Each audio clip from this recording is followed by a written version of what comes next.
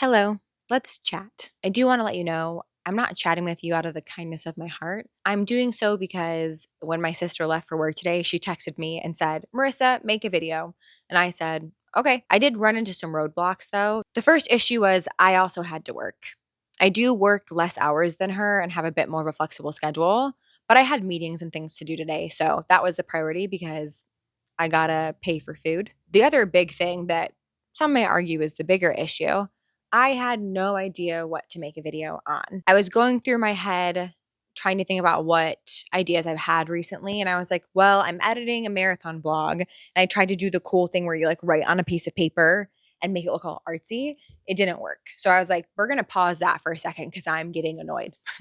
And then I said, okay, why don't I talk about the fact that I just read two rom coms or my first rom coms ever, and I really enjoyed them.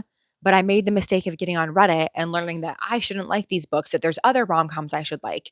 So I was kind of back to square one with that idea. And then I was just kind of stuck. About 6 or 7 months ago now, because it's July, so back in like January, February, Alex and I had made a video and we said we wanted to create more. I don't feel motivated to make anything. And I don't think that anything's good enough to make. It feels silly for me to be like, let's talk about rom coms when we're watching American democracy fall.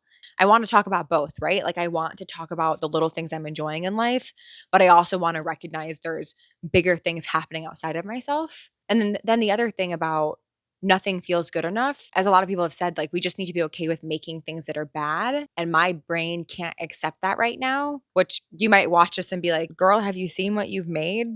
You think that's good? The issue with YouTube being accessible isn't that someone can't come up with a thumbnail. The issue is that people can't keep up with 10,000, $100,000 million video budgets.